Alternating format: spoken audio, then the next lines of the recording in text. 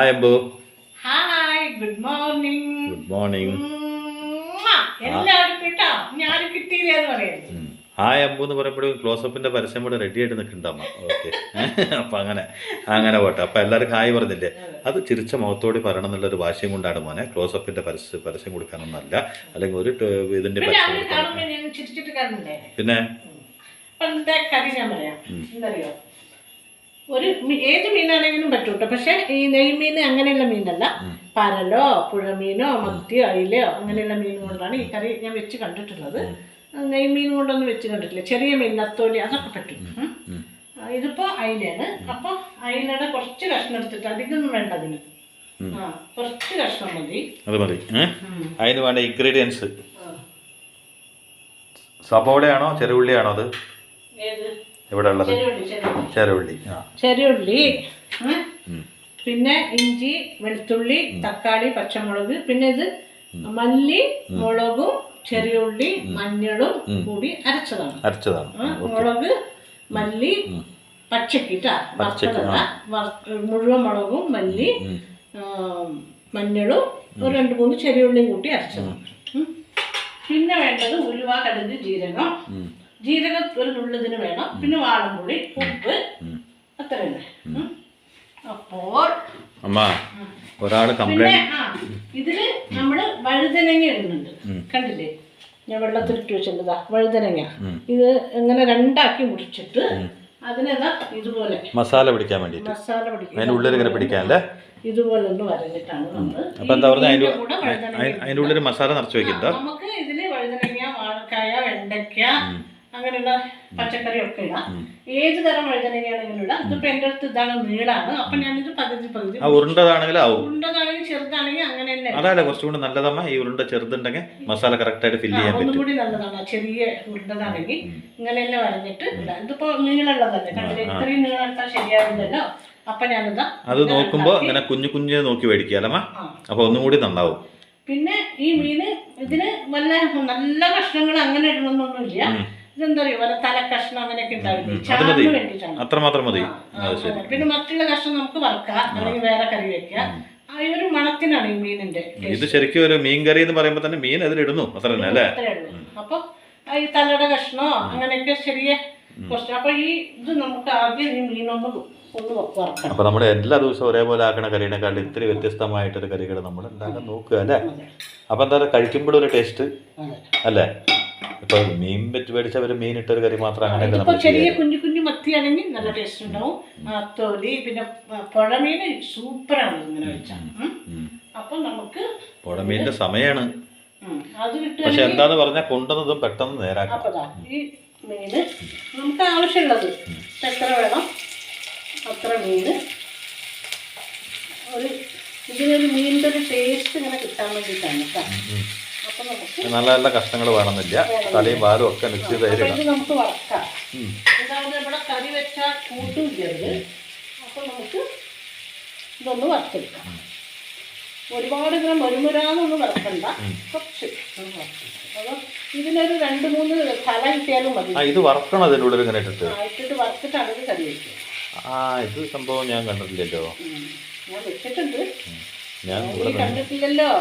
ഞാൻ എങ്ങനെ ഉണ്ടാക്കണമെന്നൊന്നും നീ കാണാറില്ലല്ലോ. ഞാൻ കയ്യൊന്നും കഴിയട്ടെ. അത് കാരണം കൊണ്ട് ഇപ്പൊ നല്ലൊരു ഗുണമായി. എങ്ങനെയാണെന്നറിയോ അമ്മയ്ക്ക്, എന്ത് കറി ഞാൻ കൂട്ടാൻ പഠിച്ചു.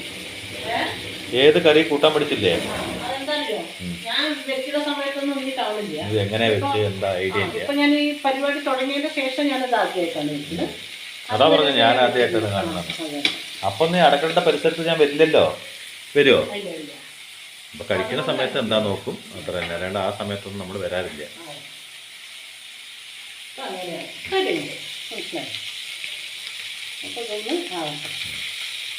ഇത് ഇങ്ങനെ ഒരു കറിയാണ് മനസ്സിലായോ. ഇത് നല്ല പരല് മീനൊക്കെ ആണെങ്കിൽ നല്ല ടേസ്റ്റാണ് പുഴമീൻ. എന്തൊക്കെ ഉണ്ടല്ലോ, ഓരോ സ്ഥലത്ത് വെപ്പല്ലേ, അങ്ങനെയൊക്കെ ഉണ്ടാവും. ശരിക്കും പറയുകയാണെങ്കിൽ എന്തൊക്കെ രീതിയിലുള്ള കുക്കിംഗ് ഉണ്ടല്ലോ. ഒരേ ഐറ്റം കൊണ്ട് നമുക്ക് പല രീതിയിൽ കുക്ക് ചെയ്യാം അല്ലേ. മീൻ ഇറച്ചി അതേപോലെ തന്നെ അല്ലേ തീർച്ചയായിട്ടും പല രീതിയിൽ പല രീതിയിൽ ഓരോരുത്തരുടെ ഓരോ കണ്ടുപിടുത്തങ്ങളും ഓരോ പ്രാവശ്യം ഉണ്ടാവും എല്ലാം ഓരോരുത്തർ കണ്ടുപിടിച്ച് തന്നെയാണ് നമ്മൾ വെച്ചുകൊണ്ടിരിക്കുന്നതും വെക്കാൻ പോകണതും അല്ലെങ്കിൽ ഓരോ ആൾക്കാർ ഓരോന്ന് കണ്ടുപിടിച്ചിട്ടുണ്ടാവും. അങ്ങനെയൊക്കെ തന്നെയാണ് വെക്കുക. അമ്മ ഇതിന് ശരിക്കും മീൻ കഴിക്കാൻ വേണ്ടിയിട്ടൊന്നും അല്ല, ഈ പച്ചക്കറിയൊക്കെ ഇങ്ങനെ ഒരു ചാറിന് വേണ്ടിയിട്ട് വെക്കുക അത്രേ ഉള്ളൂ. പറയൂ. ഇപ്പോൾ നമ്മുടെയൊക്കെ ജീവിതത്തിൽ അതവിടെ ആവട്ടെ.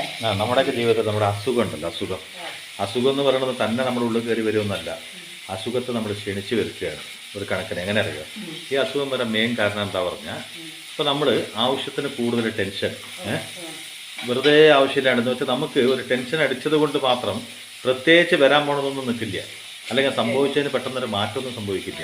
നമ്മൾ ടെൻഷൻ അടിച്ച് എന്തിനെങ്കിലും സംഭവിച്ചെന്ന് ആലോചിച്ച് തന്നെ പ്രഷർ വരും. അപ്പോൾ പ്രഷർ ഒരു കണക്കിന് അങ്ങനെ വന്നുകൊണ്ടിരിക്കുമ്പോൾ നമുക്ക് ഈ മനസ്സമാധാനക്കുറവ് എന്ന് വെച്ചാൽ ഇങ്ങനെ സംഭവിച്ചു പോയാലോ, നമുക്ക് അങ്ങനെ ദുഃഖം ഉണ്ടായല്ലോ, ഇങ്ങനെ ആലോചിച്ചുകൊണ്ടിരുമ്പോൾ ഓട്ടോമാറ്റിക്കലി നമ്മൾ നേരത്തിന് സമയത്തിന് ഫുഡ് കഴിക്കില്ല. ആ ഫുഡ് നമ്മൾ തോന്നുമ്പോൾ എപ്പോഴെങ്കിലും ഒരു വായ കഴിച്ചെന്ന് വരുത്തും.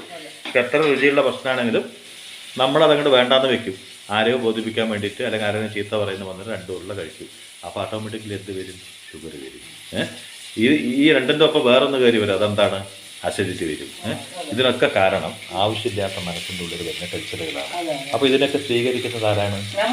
നമ്മൾ തന്നെയാണ് സ്വീകരിക്കുക. ഇപ്പോൾ നമ്മുടെ ഭാഗത്തു നിന്ന് ഒരു തെറ്റ് പറ്റിയാലും മറ്റുള്ളവരുടെ ഭാഗത്തു നിന്ന് തെറ്റ് പറ്റിയാലും പറ്റിപ്പോയത് പറ്റിക്കഴിഞ്ഞു, അത് തിരുത്തി ഇന്നലെക്കാട്ട് നന്നായിട്ടൊന്ന് ജീവിക്കാൻ ശ്രമിക്കാന്നല്ലാതെ അത് ചിന്തിച്ചു കൊണ്ടിരുന്നത് കൊണ്ട് എന്തെങ്കിലും ഗുണമുണ്ടോ?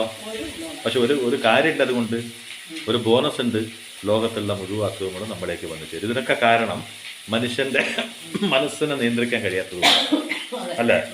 ഈ ലോകത്തുള്ള എല്ലാ അസുഖവും വെറുതെ അങ്ങനെ കയറി വരുമൊന്നുമില്ല, ഓരോ അസുഖത്തിനും ഓരോ കാരണങ്ങളാണ്. പിന്നെ ഈ പ്രഷറും കൊളസ്ട്രോളും ഇങ്ങനെയുള്ള ഷുഗർ അസുഖങ്ങളെല്ലാം സർവ്വസാധാരണയാണെങ്കിലും നമ്മൾ സത്യമായിട്ട് ക്ഷണിച്ച് വരുത്തുന്നതാണ്.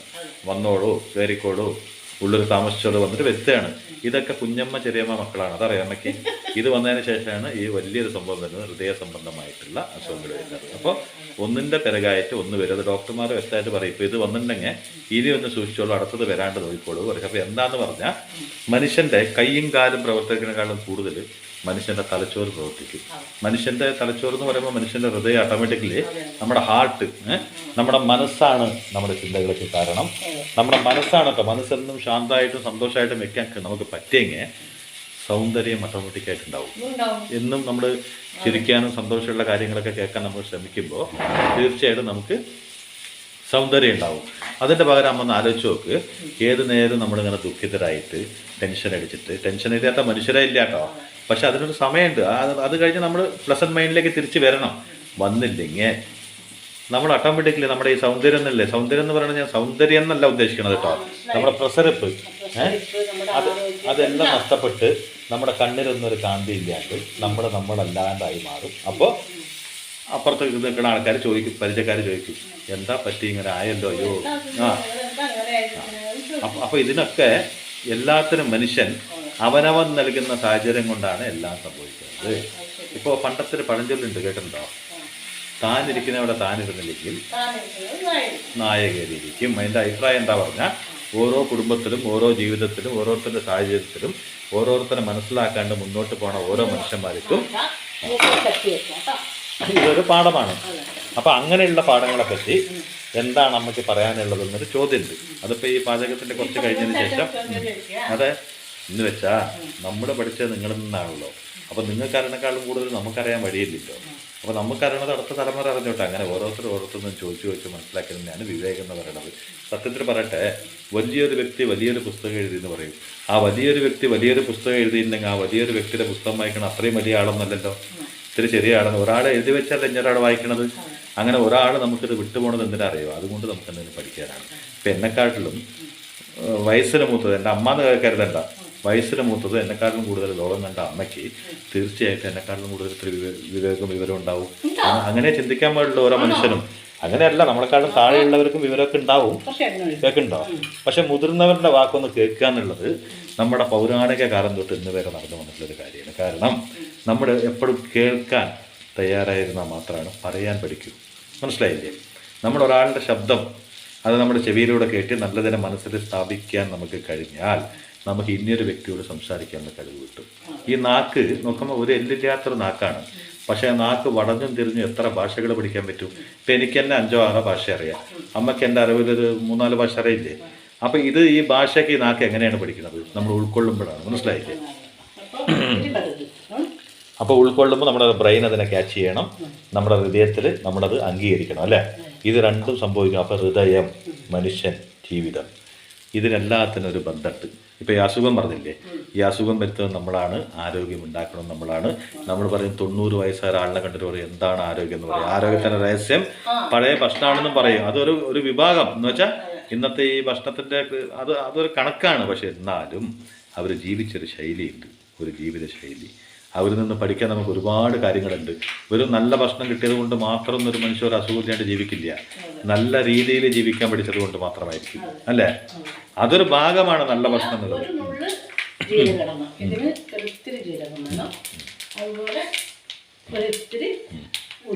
ഉലുവ. അപ്പൊ ഇന്ന് എന്താണാവോ മീൻകറി എന്ന് നോക്കിക്കൊണ്ടിരിക്കുകയാണ് ഞാൻ. ഇത്ര ഈ പീസുകൾ കിട്ടുന്നത് എങ്ങനെയാണ്? ഞാൻ വെച്ചിട്ടുണ്ട്, പക്ഷെ വെക്കുന്നത് നീ കണ്ടിട്ടില്ല എന്നാണ്. ഞാൻ ഈ മീന് പരല് കൊണ്ട് വെച്ചിട്ടുണ്ട്, പുഴമീൻ കൊണ്ട്. അപ്പോൾ ഇന്നിപ്പോൾ അതിലട തലക്കഷ്ണം കൊണ്ടാണ് വെക്കുന്നത്. ചാറല്ലേ കൂട്ടുണ്ടു. അപ്പോൾ ഈ ചെറിയ ഉള്ളി ഇട്ടു. ചെറിയ ഉള്ളി ഇട്ട് കഴിഞ്ഞാൽ ഒരുപാട് ചോക്കരം വെക്കൊന്നും വേണ്ട. അത് കുറച്ചൊന്ന് ലൈറ്റായിട്ട് ആയാൽ മതി അല്ലേ? ഇതിനത്ര വേണ്ടി ഇട്ടു. ഇത് സ്റ്റവ് ഫുൾ ഫ്ലെയിമിൽ ഇടേണ്ട ആവശ്യമുണ്ടോ അങ്ങനെ ചെയ്യുമ്പോൾ? ഇത് ചട്ടിയല്ലേ, അത് ചൂടായി തന്നെ. പിന്നെ തക്കാളിയും പച്ചമുളകും ഇട്ടു.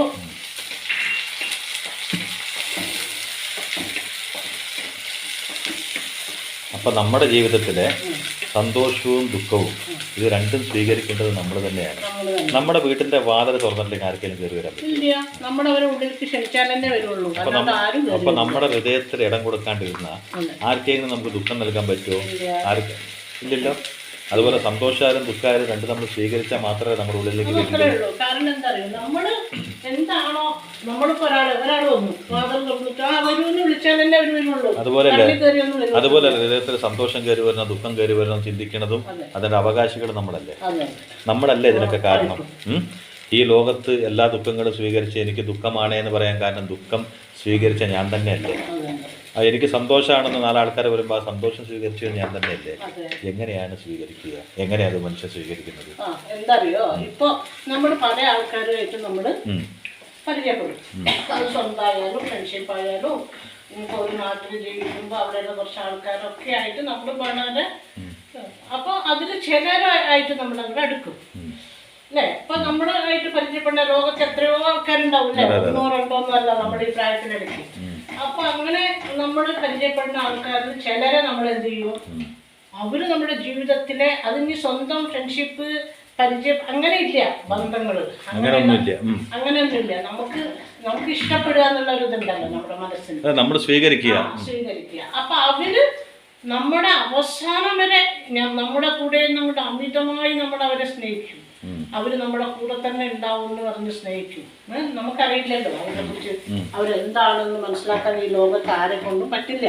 അപ്പൊ നമ്മുടെ മനസ്സിൽ നമ്മൾ തന്നെയാണ് അവരെ ആ സ്ഥാനം കൊടുത്തിട്ട് നമ്മൾ സ്വീകരിച്ചു കഴിഞ്ഞ് കുറെ കഴിയുമ്പോൾ ഏതെങ്കിലും രീതിയിൽ നമുക്ക് അവരിൽ നിന്ന് ഒരു നിരാശ, വഞ്ചിക, വഞ്ചന എന്തെങ്കിലും ഉണ്ടായി ആവശ്യത്തിന് കൂടുതൽ നിങ്ങൾ അവരെ വിശ്വസിച്ചു പോയി, വിശ്വസിച്ചിട്ട് അവർ എന്തെങ്കിലും രീതിയിലൊരു വഞ്ചന നമുക്ക് ഉണ്ടായി കഴിഞ്ഞാൽ അപ്പോൾ ആ വഞ്ചന നമുക്ക് സഹിക്കാൻ എന്തുമാത്രം ബുദ്ധിമുട്ടായിരിക്കും എന്നറിയോ?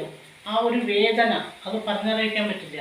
കാരണം എന്തറിയോ, ഒരുപാട് മുള്ളുകള് സൂചിയും ഒക്കെ ഒരുമിച്ച് തറച്ചാലുണ്ടാവുന്ന ഒരു വേദന അറിയോ?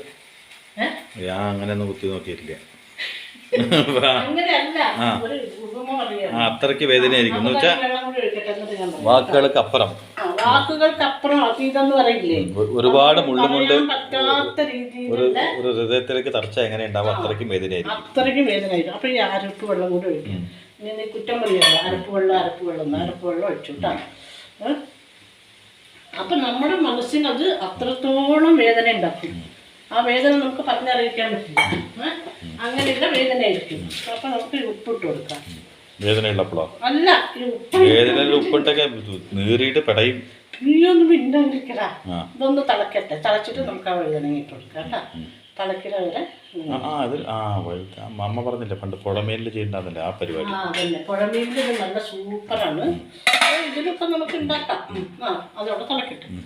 അപ്പോൾ ആ ഒരു വേദനയില്ലേ, നമ്മൾ അത്രത്തോളം അവരെ വിശ്വസിച്ച് അവരിൽ നിന്ന് നമുക്കൊരു വഞ്ചന കിട്ടുക എന്ന് പറയുമ്പോൾ ആ ഒരു വേദന, ആ ഒരു ഇത് അവർ 1000 സൂചികൾ ഒരുമിച്ച് തിറക്കുമ്പോഴുള്ള വേദന, അതോ അങ്ങനെയൊക്കെ പറയുക. ഒരു സൂചി തിറക്കുമ്പോൾ തന്നെ നിനക്ക് അയ്യോ എനിക്ക് ഇഞ്ചക്ഷൻ വേണ്ടെന്ന് പറയില്ലേ. അപ്പൊ ഈ ഒരുമിച്ച് ഒരു 10-20 ഒരുമിച്ച് തിറക്കുമ്പോൾ എങ്ങനെ ഉണ്ടാവും? അവസാനത്തെ തിറക്കലായിരിക്കും. അതുപോലത്തെ വേദനയായിരിക്കും. അപ്പൊ നമ്മൾ എന്താ വേണ്ടത്? അപ്പൊ ആ വേദന നമ്മൾ അനുഭവിക്കുന്നത് എന്തുകൊണ്ടാ? അതിന്റെ തെറ്റാരിൽ നിന്നാ? നമ്മൾ തന്നെയാണ്.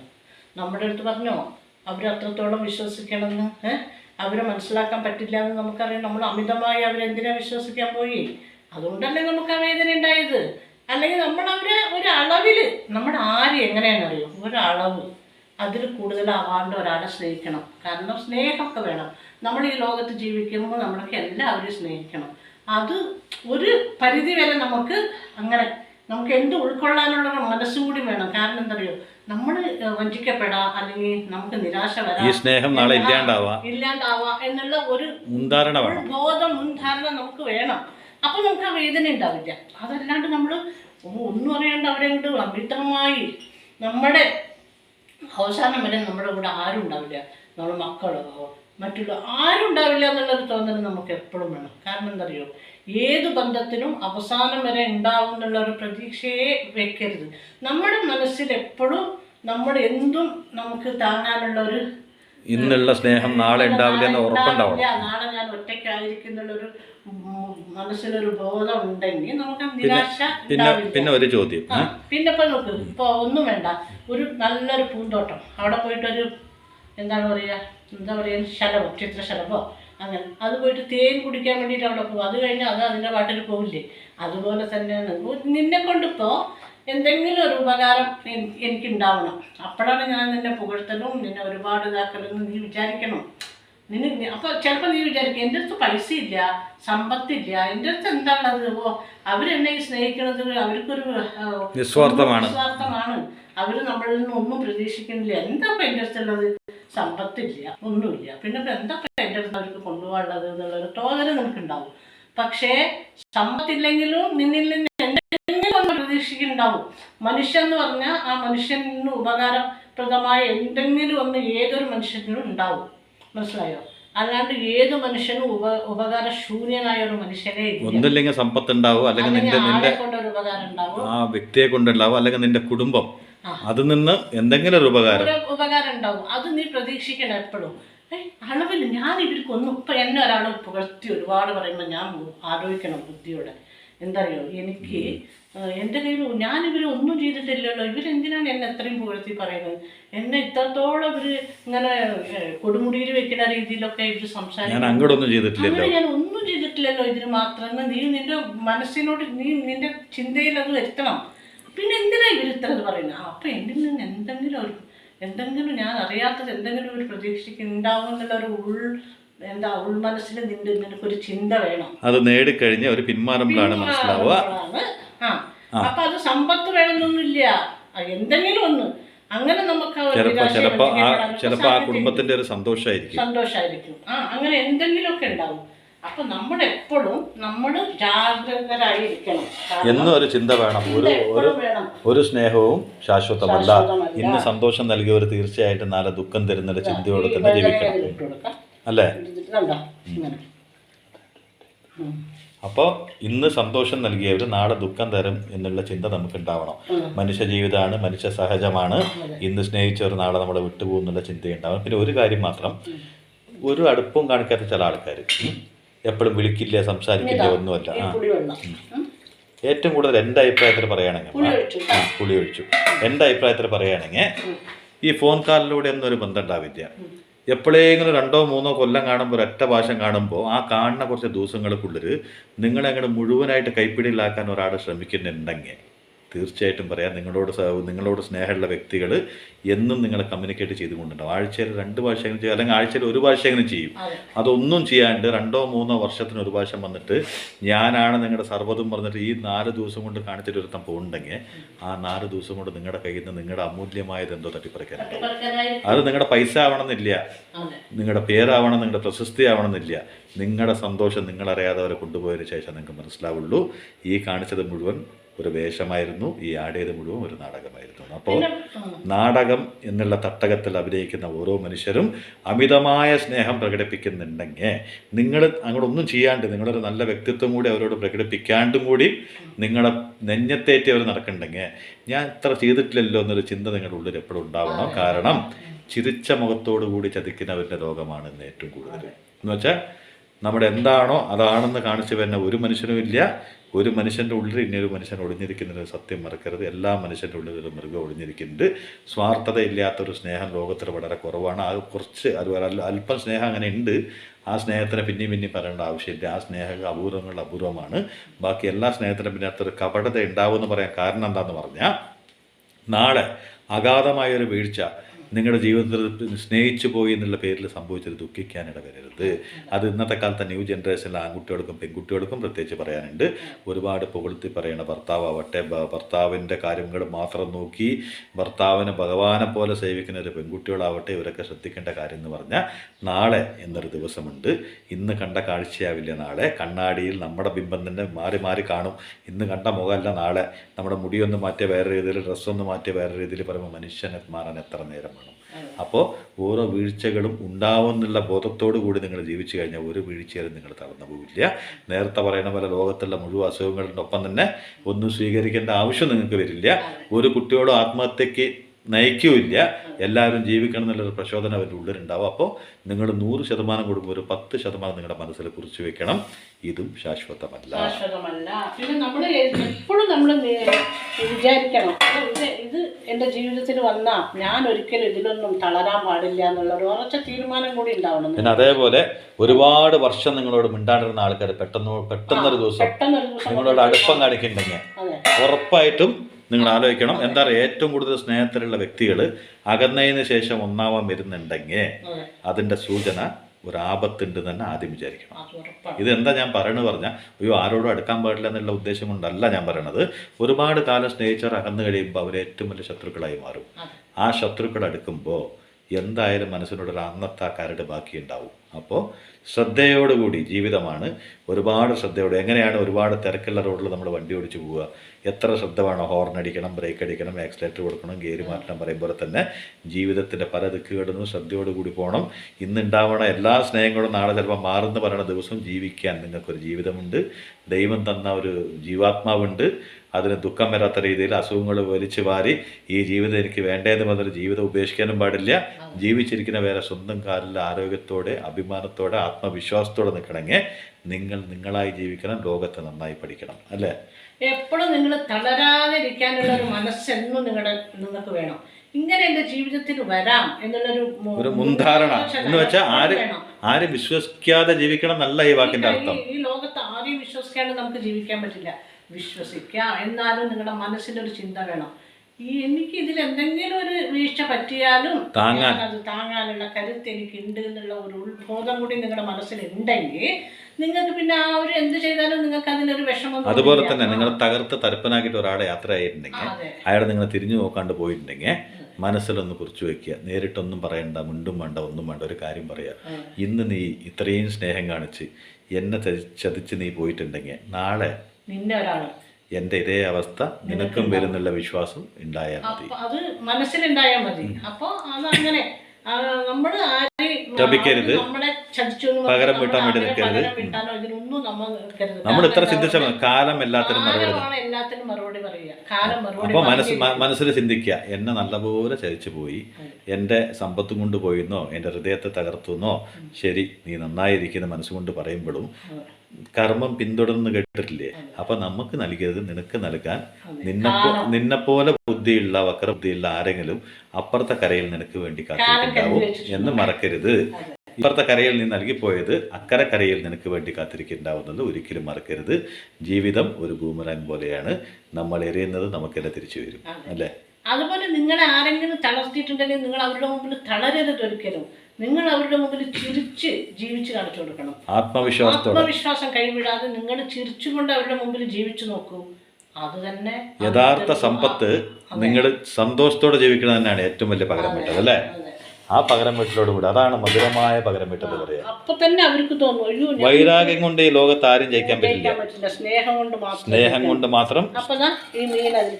അതുപോലെ സ്നേഹിച്ച് ജീവിക്കുന്നത് കാണിച്ചത് കൊണ്ട് മാത്രമേ നിങ്ങളുടെ ശത്രുക്കൾക്കൊന്നും ചെറിയൊരു എന്താ പറയാ തകർന്നില്ലല്ലോ എന്നൊരു തോന്നൽ അവർക്ക് വരണം. അതന്നെയാണ് അവരുടെ തോൽവി. പിന്നെ കുറ്റങ്ങൾ തികഞ്ഞ് കുറ്റവിമുക്തരായവരൊന്നും ആരുമില്ല, അല്ലേ? എന്നിട്ട് എന്തിനാണ് മനുഷ്യന്മാര് വെറുതെ ഒരാളെ കുറ്റം പറയുന്നത്, അവരുടെ കുറ്റങ്ങൾ കണ്ടുപിടിച്ച് പറയാൻ പറ്റുന്നത്? അതിന്റെ ആവശ്യമില്ല. കാരണം നമ്മളെല്ലാം കൊണ്ടും തികഞ്ഞവരാണ്, ഒരിക്കലും ഒരു മനുഷ്യനും അല്ല, അല്ലേ? അപ്പൊ പിന്നെ നമ്മൾ മറ്റുള്ളവരുടെ കുറ്റം കുറവുകൾ പറയാതിരിക്കുക. നമ്മൾ ആരെങ്കിലും എന്തെങ്കിലും ചെയ്തിട്ടുണ്ടെങ്കിൽ നമ്മൾ ആ വിധി അവർക്ക് നാളെ കാലം കൊടുക്കും. പക്ഷെ ഈ മെസ്സേജിന്റെ ഉദ്ദേശം എന്താന്ന് പറഞ്ഞാൽ നമ്മളെല്ലാവരും സ്നേഹിക്കണം. പക്ഷെ ഒരു കരുതൽ നമ്മുടെ ഉള്ളിൽ എന്നും വേണം. നമ്മൾ ഇന്ന് നമ്മളെ സ്നേഹിച്ചവരൊന്നും നാളെ നമ്മളെ സ്നേഹിക്കില്ല എന്നുള്ളൊരു ചിന്ത, അല്ലെങ്കിൽ ഇന്ന് അല്ല അങ്ങനെ ഒരു ചിന്തയും. അതുപോലെ ഇന്നുണ്ടായ സ്നേഹം ചിലപ്പോൾ നാളെ കുറയാം, ചിലപ്പോൾ കൂടാം. ഭാഗ്യവശാൽ രണ്ടും പ്രതീക്ഷിക്കണം. അമിതമായ പ്രതീക്ഷ അമിതമായ പ്രതീക്ഷയും അമിത വിശ്വാസവും ഒന്നിലും പാടില്ല. അത് ദുഃഖത്തിന് കാരണമാവും. ഇത് മഹത്തായ ആചാര്യന്മാര് പറഞ്ഞിട്ടുണ്ട്. ഏതാശ നമ്മൾക്ക് ആഗ്രഹങ്ങളില്ലേ, ഒരുപാട് ആവരുത്. കാരണം എന്താ പറഞ്ഞാൽ നമ്മുടെ ജീവിതത്തിൽ നമുക്ക് എന്താണോ തന്നത് അതിന് തൃപ്തിയാണ് നമ്മൾ ജീവിച്ച. അതാണ് ഇപ്പൊ ചിലപ്പോ ഒരുപാട് കാറും ബംഗ്ലാവും ഒക്കെ ആയിട്ടുള്ള ആൾക്കാരുണ്ടാവും. അവർക്ക് 10 കോടി 10 ലക്ഷം 20 ലക്ഷം കട ഉണ്ട് എന്ന് പറയും. അതിനേക്കാളും ഒരു ചെറിയൊരു ചെറ്റ കുടിലായിരിക്കും അന്നത്തെ ഭക്ഷണം കഴിച്ച് ജീവിക്കണവർക്ക് കടബാധ്യത ഉണ്ടാവില്ല. അപ്പൊ ഈ കടബാധ്യത ഇല്ലാത്തത് തന്നെയാണ് ഒരു വലിയൊരു സമാധാനം, അല്ലേ? അപ്പൊ അങ്ങനെ ജീവിക്കുന്ന ആ വീട്ടിൽ കുടിക്കുന്ന കഞ്ഞിക്കുള്ള സ്വയം പോലും ഈ മണിമാളികയിൽ താമസിക്കുന്നവർക്ക് ഉണ്ടാവില്ല. കാരണം അവർക്ക് 100 കടകളായിരിക്കും. അത് എന്തുകൊണ്ടാണ് വരുന്നത്? ഈ ആഡംബരമായ ജീവിതം. അപ്പോൾ കറി ഇത് പിന്നെ ഇതാണ് കറി. ഈ കറി എങ്ങനെയെന്ന് പറഞ്ഞാൽ ഒരുപാട് കട്ടിയല്ല, കുറച്ചിങ്ങനെ അയവോടെയാണ് ഉണ്ടാവുക. കണ്ടോ ഇങ്ങനെ. അപ്പം നിങ്ങൾ ഈ മീനൊക്കെ മേടിക്കുമ്പോൾ അതിൻ്റെ തല കഷ്ണമോ വാലിൻ്റെ കഷ്ണമോ അങ്ങനെയൊക്കെ ഉണ്ടാവില്ലേ? ആ കഷ്ണങ്ങൾ എടുത്തിട്ട് ഇങ്ങനെ നിങ്ങൾക്ക് വഴുതനങ്ങയോ കായയോ വെണ്ടക്കയോ ഒക്കെ ഇട്ടിട്ട് ഇതുപോലെ വെക്കാം. ഓക്കെ, മീനിന്റെ ടേസ്റ്റുമായി പച്ചക്കറിയുടെ ടേസ്റ്റുമായി. നിങ്ങൾക്ക് ആവശ്യമുണ്ടെങ്കിൽ ഇഷ്ടംപോലെ മീനിടാം. പക്ഷെ അതിന്റെ ആവശ്യമില്ല. മീൻ കഴിക്കണവരാണെങ്കിൽ നല്ല മീൻ കഷ്ണങ്ങളൊക്കെ ഇട്ടിട്ട് വെക്കാം. അപ്പോൾ ഓക്കെ, ഇത്രയേ ഉള്ളൂ ഇന്നത്തെ. ബൈ.